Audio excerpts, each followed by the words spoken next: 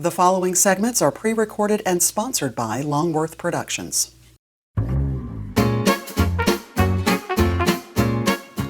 Science everywhere on Triad Today.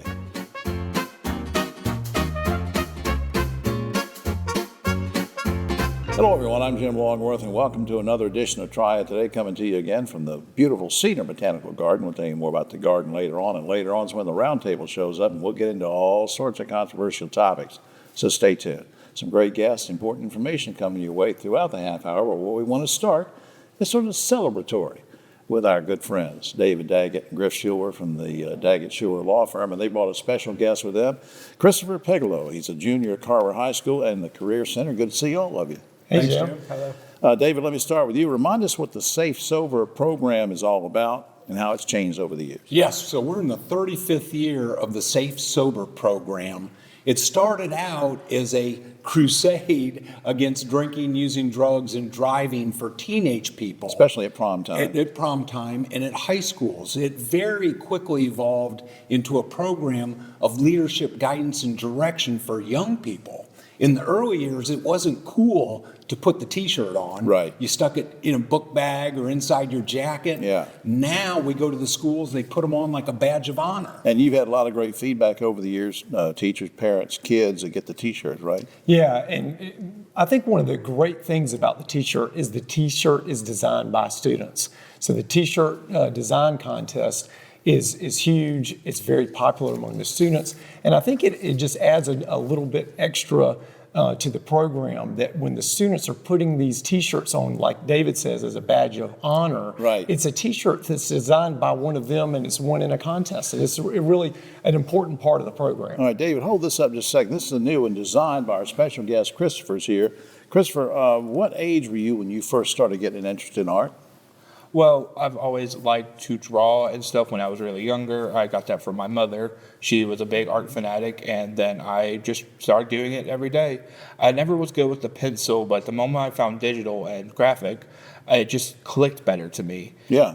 I just was able to have a much more wide variety of options than taking a pencil and making some lines. That's right. All right, now let's hold this up because this is the new design, and it is just really neat. Now, it's beautiful design. We'll show the back in just a second because it has some sponsors, but it's a Safe Sober, the right choice. What were you trying to accomplish with this particular design? Well, when we were first told about the assignment, it was to promote safe and sober, and obviously it's a good topic. I grew up with an alcoholic family on my father's side, so this was very more personal thing I knew about. So when I was making the design, I researched a lot about previous safe sober designs, like logo designing, just a lot of the stuff in general that make something just out of basic shapes that looked actually appealing. Pretty neat that all these, hundreds of kids are going to be wearing this, right? Thousands. Don't remind me. Yeah, makes you nervous. Look, before time runs out, I want to ask you, Christopher, when I introduced you as a junior at Carver and the Career Center, people thinking, okay, you got another year high school. What are you looking at doing after high school? Well, my goal is to get into NC State, which is where I plan on taking a tour this summer. It is my dream college, and this is definitely going to be a good step in the right direction on getting me in. I have been building up my portfolio with other graphic design work. It is online, public. You can just look up my name, Christopher Pegolo, portfolio. It's on Google Sites. You can find it there with all my other work I've done in the class so far. And my goal is to major in graphic design and robotics engineering. Wow, that's just fantastic. One of the real cool things, Jim, is his name is on the back of more than 15,000 T-shirts that will be going out to students all over the Triad. Wow. David, I guess there were a lot of folks that wanted to do this, and you and Griff had to make the selection. Was that, what kind of process? Well, actually, this goes through a committee. The committee goes through, picks out the top few designs. We start with the top one. We then vet the student to make sure that the student is a good representative of the program. Right, because I think I actually did this. This is not his work. I think this is... But the principal at his home school, the principal at the Career Center, they 2 thumbs up. You've got a great student here. I just think that's great. Up on screen, before I go on this screen here, Christopher, remind me again, what's the website people can go to for your stuff? It's Google's site. Just look up Christopher Pagelo's portfolio, and you'll find it all right there. Okay, and up on screen now, daggettschulerlaw.com, or you can call the guys at 724-1234 if you should need their help. Christopher, I'm so proud of you, and David and Griff, thanks for bringing this special guest on. Good luck with your career. Thank you, sir. We'll be right back after this.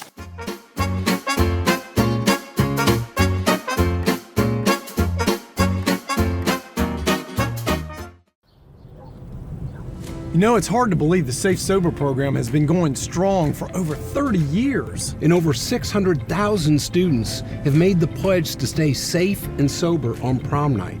You know, Griff, it's had a huge impact on our community. Yeah, you're right, David. And now we're making sure the message continues year-round.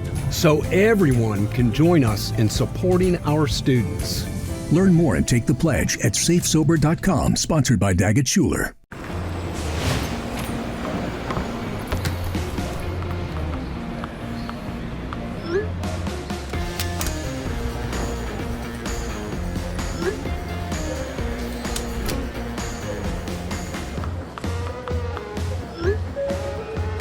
Now boarding zone 3.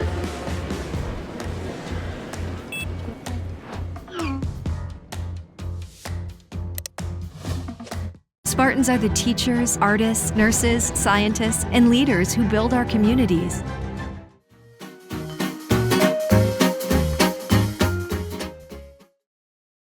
Back now on Triad Today, and always glad we can spend a few minutes visiting with some of the folks from Novant Health, and we do that now with a very special person talking about a very serious topic. With us now is Dr. Richard Hedman. He's a surgeon with Novant Health Colon and Rectal Clinic in Clements. Welcome to the show. Thanks for having me.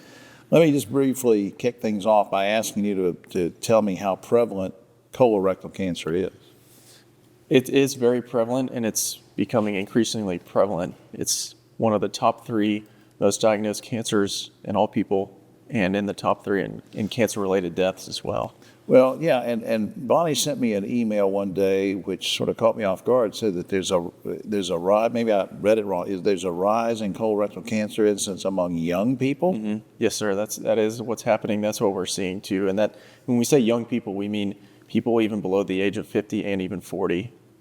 That didn't used to be the case, did it? No, not really. Well, now, what are the symptoms of colorectal cancer, basically? So a lot of the times there might not be any symptoms, and that kind of highlights the importance of getting screened before you have any symptoms. But if you start seeing things like blood in your stool, abdominal pain, unexpected changes in the way that you're using the bathroom, or even unintentional weight loss, those can be some red flags for getting a follow-up with your doctor. Absolutely. What's the best way for this? You talked about early detection. What's still the best way to do that? Colonoscopy is still the gold standard. That allows us to look at the lining of the colon through the inside, and then if there are polyps, find them, biopsy them, and even treat them before they can progress to colon cancer. Right. I want to come back to that in a second. I have a specific question in mind I don't want to forget. But before I do that, what's some recommended screening age? We've talked about how prevalent it is. We've talked about the rise in young people. What age should somebody go for the first colonoscopy? So if you have an average risk, that means you don't have a family history of colon cancer.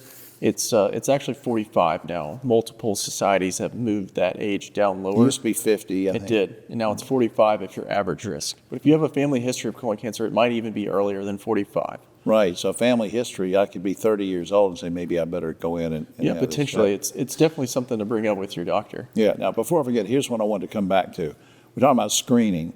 There's always a preparation that goes on before you go in for the colonoscopy. The colonoscopy is a snap, you go under a little bit. It's the easy part, yeah. But the hard thing is, God, these things you have to drink and the preparation, whatever. Has that gotten any better?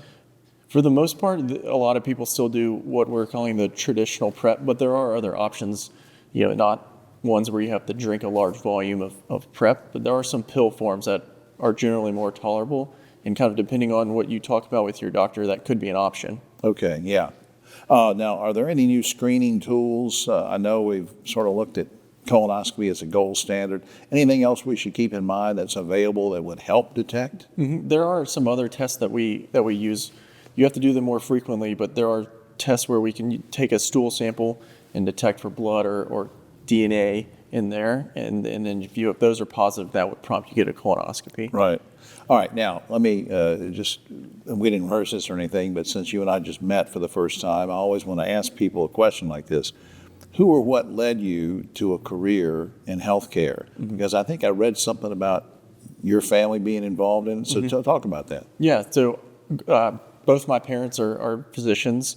So growing up, it was, kind of the norm for us to be around that and be comfortable.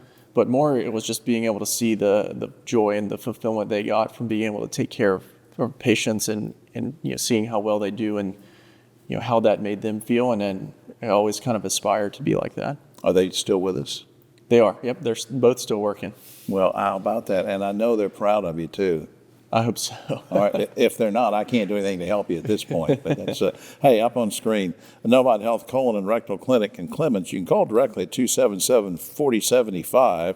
The general website, of course, is novanthealth.org. Doc, I really appreciate you coming today, and more than that, I appreciate what you do to help people with this. And thanks for being here. Of course. Thank you. All right. We'll be right back after this. Hi, I'm Jim Longworth, reminding you that Triad Today also airs on GTN Spectrum Channel 13 and streams on WFMY Plus, free on Roku and Amazon Fire.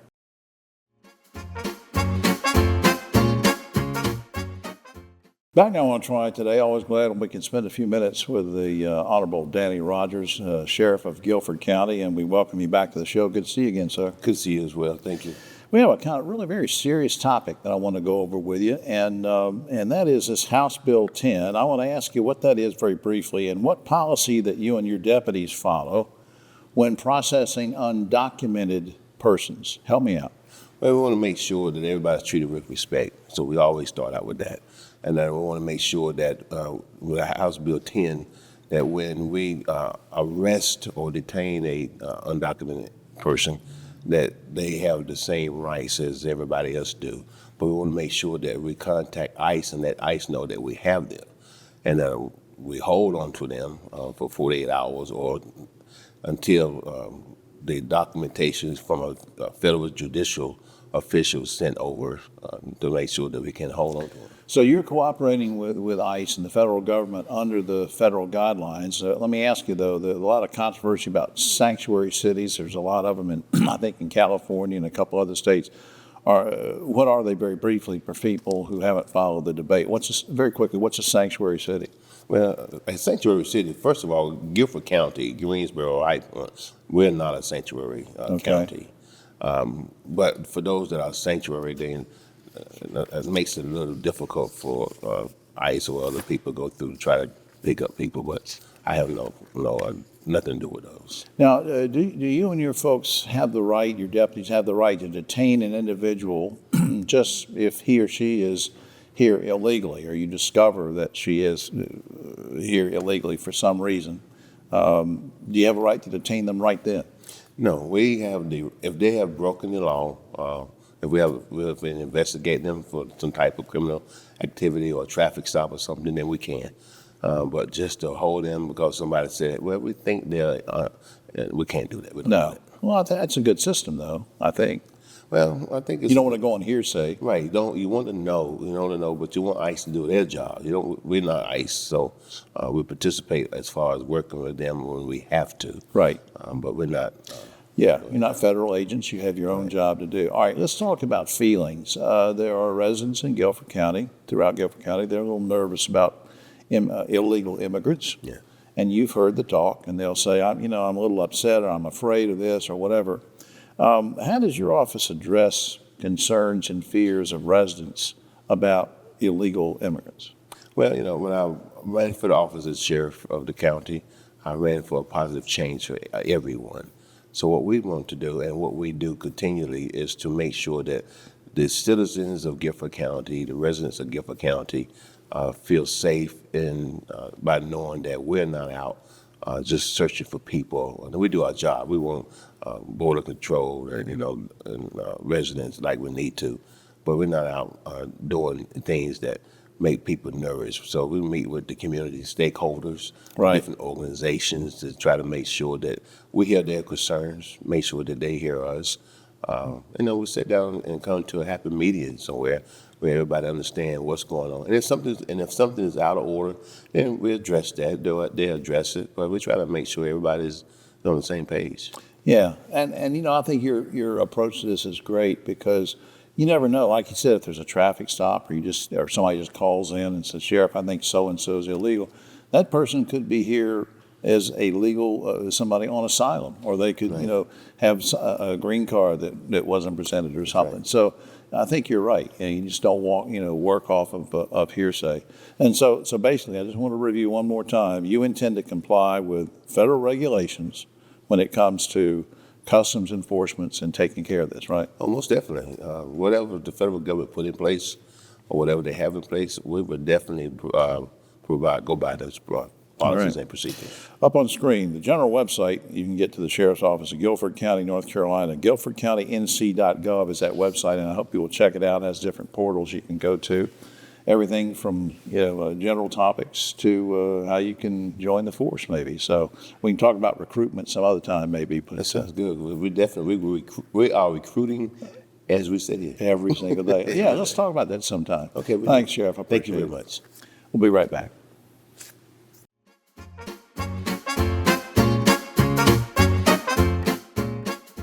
Spartans are the teachers, artists, nurses, scientists, and leaders who build our communities.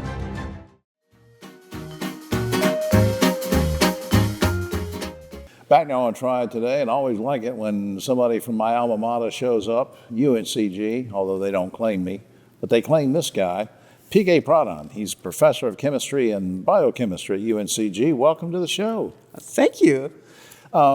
Science everywhere. Of course, I've heard about it, but a lot of folks maybe haven't. So very briefly, what is Science Everywhere? So Science Everywhere is a science festival where all the kids from all different age groups, they can come here and participate and do some activities, like scientific activity, and they get inspired to do science at UNC Greensboro. Yeah, and of course, there are kids coming all ages up to 100 years old or what. I mean, anybody can come, right? Yes, you can bring your grandparents. In fact, they do. Yeah. So kids, I think this is very inspiring because like how many stories we remember from when we were a kid? We don't remember anything, right? But we remember small details with our parents. Yeah.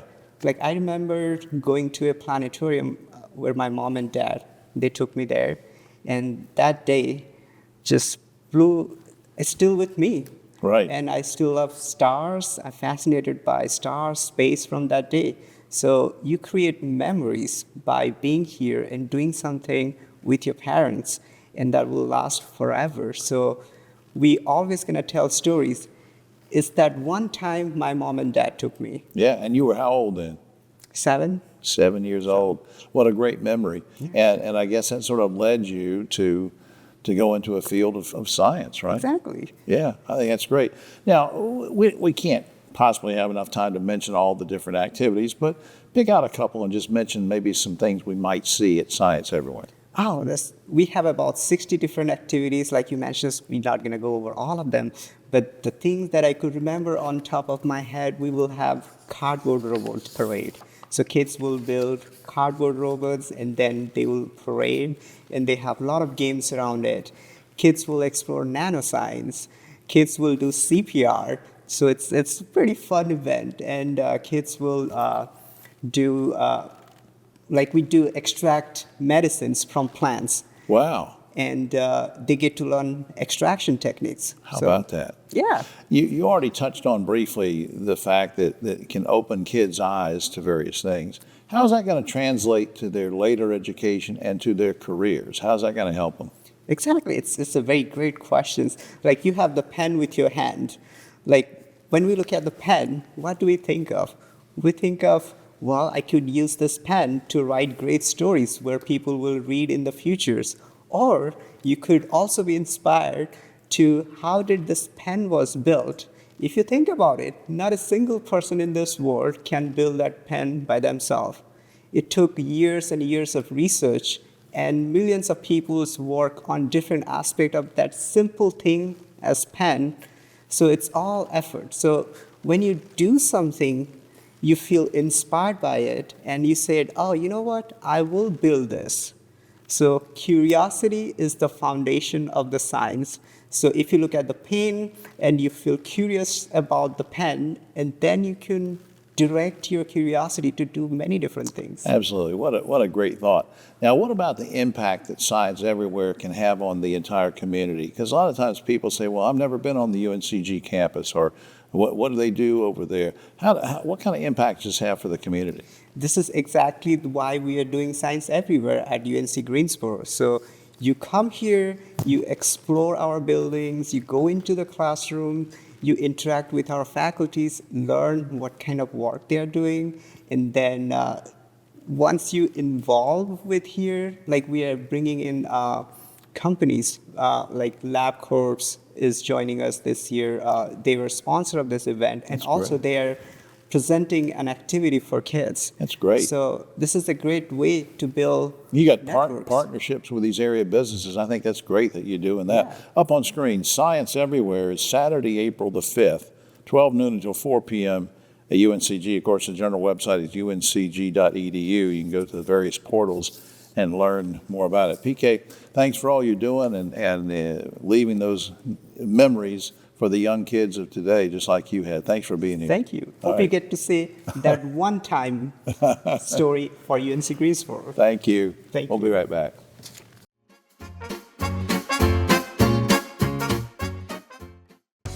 Hi, I'm Jim Longworth, reminding you to catch my column Longworth at Large and Yes Weekly every week. It's available throughout the Triad, or you can go online, yesweekly.com.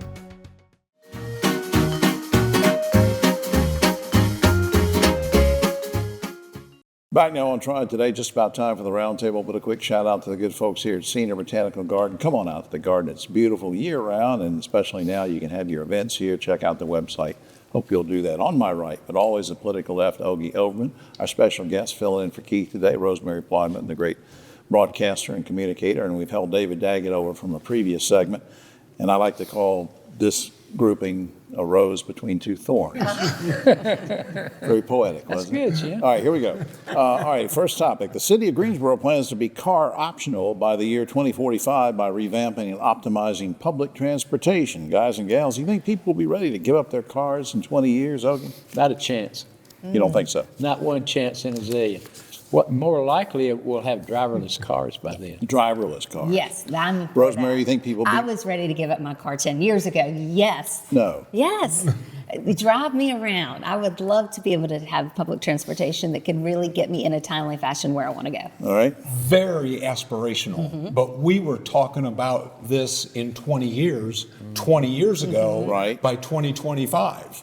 Yeah. And it's not going to happen by 2045 either. All right, so far this year, North Carolinians have spent $6 billion on sports betting. Now, I'm not talking about the lottery, I'm talking about sports betting, while only $2 million of that total is spent each year on resources for people with a gambling problem. $6 billion spent, $2 million allocated to this. Should taxpayers spend more, less, or no money at all to help gambling addicts? Ogie. Well, it's going to happen whether it comes from taxpayers or the DraftKings and all of those sports betting outlets. They're going to have to kick in a lot of money. I mean, I know a little bit about addiction. I'm not a gambling addiction, but I know. Right, I know. I know people who have got it bad. But is it my responsibility to help you with a gambling addiction? I like his idea about the actual companies that are doing the betting and profiting off it to have to kick some back. Sort of like tobacco companies having to print warning labels and that type of thing. David. Yeah, the gambling industry is exploding right now. I think we're going to see the problems from that explode also. We better have a way to deal with it. The North Carolina Senate just proposed a bill that would allow private school employees and their volunteers to be armed on campus and in chapel for religious schools. And we talked about this in general terms, but now this is an actual piece of legislation for private schools. These folks would be required to have a concealed weapon permit and undergone 8 hours of gun safety classes. Good idea or bad idea, Ogie? How many years we've been talking about this, Jim? A lot. I mean, it just But now gets it's worse and worse and worse. the worst thing you can do is arm your teachers and your people and the chaplain and volunteers. Yeah. All right. Ogie's phone somebody's calling Ogie right now. And damn it. Must be important. That's right. That's Yeah. right. Well, he finished his answer anyway. All right, go ahead. Well, I mean, no. I mean, it is not a good idea. Of course not. I mean, and the concern, of course, is not only the teachers having them, but then if it gets into the wrong hands of a child or the person who breaks in, unfortunately. David. I am all for gun rights, but this isn't gun rights. This is crazy. If we're going to start arming people everywhere we go, we're back to the wild, wild west in a lawless society. Absolutely. Yep. I hope that wasn't like somebody calling you from the legislature. I'm sorry, Jim. No, that's all right. I knew it would happen the one time that I leave my phone. No, they knew. They knew you were, saying something about it. All right, following a number of raucous public meetings, Speaker Mike Johnson's advised all Republican congressmen to stop holding town halls because too many people are showing up to protest Trump. Regardless of political party, do elected officials, you all think elected officials have an obligation to meet with tax-paying public, even if the public's angry, Ogie? Well, they do, but that doesn't matter to them. I mean, it just doesn't matter. But yeah, I love these demonstrations. We had a good one in Greensboro last week. What about it? We have an obligation for them to meet with I us? mean, I think yes, morally yes. It doesn't mean they have a legal obligation, but I wouldn't mind that if that were. They do have to answer these people. But then again, the voters have to make decisions, and if their representatives won't meet with them, then that should be something they take into consideration. Historically, free press and free speech was based on the marketplace of free ideas, and the truth would eventually bubble to the top. If we don't have public forums, we're limiting the ability for the truth to bubble up. All right, very quickly, last week, 3 Triad area state representatives introduced a bill to study the possibility of reviving passenger rail service between the 3 Triad cities. Very quickly, will that rail service become a reality anytime soon, Ogie? I think it could. I mean, I know that public transportation is kind of a different issue, but there's still something romantic about trains. I agree. Really is. I don't want to drive, but I'll get on the train. David. Very aspirational. Again, I would love it 100%. But just like the driverless cars in 2045, we were talking about this same issue 20 years ago. Yeah. You're right. We've made no progress. Finally, scientists at the University of Stockholm have discovered that female flies, who studies these? Female flies can actually make themselves look more decorative in order to control the male flies. Guys and gals, I got to mix this question up. Ogie, have you ever felt controlled by a female? Well, and looking back on it, I may have been. You may have. Yeah. Rosemary, I'll adapt this for you. Watch my finger very Rosemary, have you ever controlled a male? Not intentionally, but not that I know of. David, have you ever been controlled by? I am under the spell right now. Between Rosemary and my wife, I'm under a spell. All right, well, we know the truth now. That's all the time we have. Oh, except for this. Archaeologists in New Mexico have discovered that ancient man actually lived closely with sloths, which is sort of now the forerunner of what we now know as the Postal Service. It's an old thing, but it still works a little bit. But no, I like the post office. I'm Jim Longworth. We'll see you next week.